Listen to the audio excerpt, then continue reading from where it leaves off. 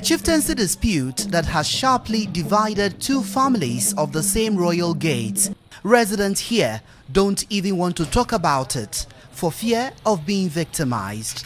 Though security presence is heavy in Bole following the recent reinforcement by the Northern Regional Security Council, there is still tension beneath the current calm atmosphere as both factions have adopted a wait-and-see approach.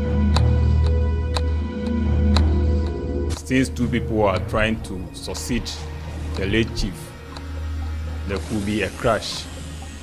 So there is a need to put all the necessary measures in place to ensure that in case that happens, we're able to avert it. But as I speak, there hasn't been any crash between the two sides. Okay. RESEC called them to a meeting and spoke to them that all of them, the two factions, should wait until the case is determined at the traditional court. Until that is decided, none of them should hold himself as Mandarira or as the one who is to succeed Bolera. Just like several parts of the northern region, ascension to the skin in Bole is rotational among three royal gates, namely the Jagape Royal Gate, the Safupe Royal Gate, and the Kotobri or Juabudipe Royal Gate. According to the Gonja tradition, all gates are expected to select someone to go to Mandare as chief. Mandare is the village seen as a major entry point into Bole. This automatically makes whoever is chosen to go to Mandare the next in line to the Bole skin.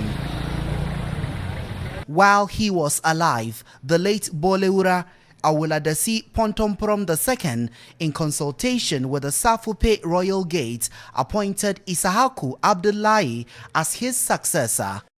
However, according to the secretary to the Bole Traditional Council, Jomo Idisa Bakari, the king of the Gonja land, Yagbonwura Tuntumba Boresa II, disregarded the Bole kingmakers and also named one Abubakar Abudu as chief of Mandari.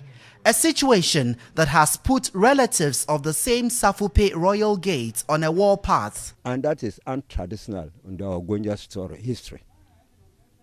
Yagbonwuras don't nominate people that can go to that. It is the priority of Bolewura and that gate within that area.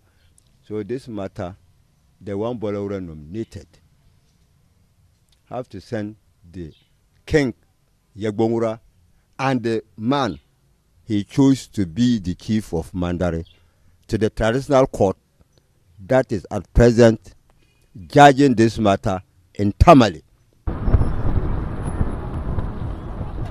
Attempt to get the Yagbonwura in Damongo to respond to charges leveled against his palace as having created confusion proved futile.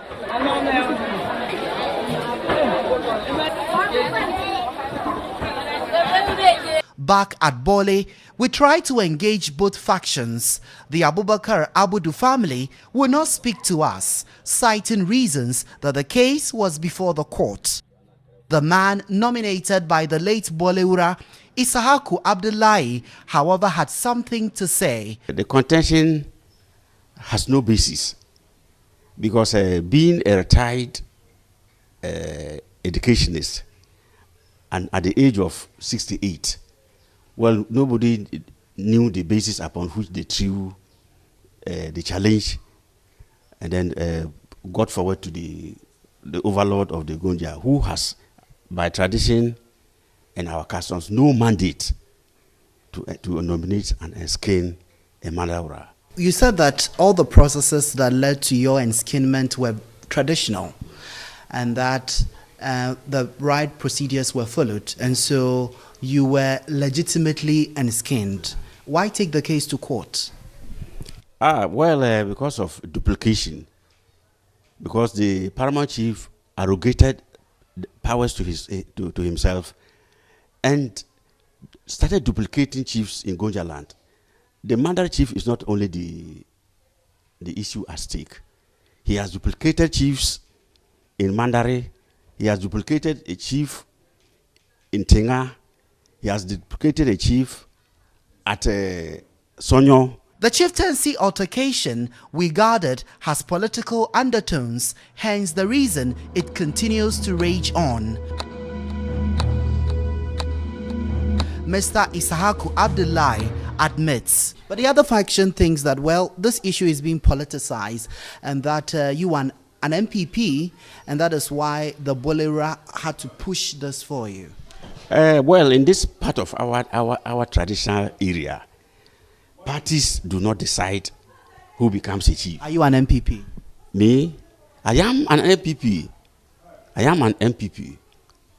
I am an MPP. And the Bole has inclinations towards the MPP. Well, that is his that he was a member of the Progress Party.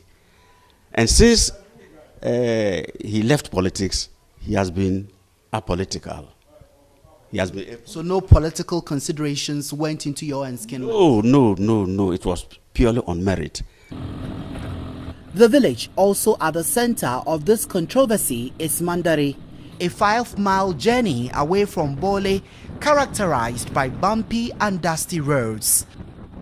Now, after covering 5 miles from Bole, we are finally in Mandari. Now, this is the entry to the Bole skin, and this is where the confusion is all about, because two personalities from the same royal gate are in contention over who occupies the Bole skin. And so we are in the community. The chief, we understand, must come from this area. So we are here in the community to find out from the residents what they think about the goings on and what really they want done to bring closure to this matter. The impact of the dispute was visible as the community looked partly deserted with very little life. Godwin Boduamango speaks for elders of Mandari. Our tradition is that the Bole selects somebody, and when that fellow comes, the fellow brings a scholar here. Then the elders will all meet, and then we look at what is probably his history, other things. If he has not offended us in any way, then we accept the cola and share the cola. Then he goes back to Enskin. So now that it means we have to start all over again. He has to bring his cola, and then we will meet and see if we can accept him. This is what we would like to do. Chieftaincy clashes are not new in the Bole traditional area. Last year, more than 9 people were reportedly killed, including a chief who was allegedly beheaded at Kibelma over land dispute. It is the hope of the residents of Bole that the community does not add to the already grim and staggering statistics of needless fatalities arising out of protracted disputes in the northern region. For now, both factions have been cautioned by the Northern Regional Security Council to stop holding themselves as Mandari chiefs or next in line to the Bole skin until a determination is made by the Judicial Committee of the Regional House of Chiefs, headed by a High Court judge. Redwan Karim Dini Osman, GH1 News, Bole, Northern Region.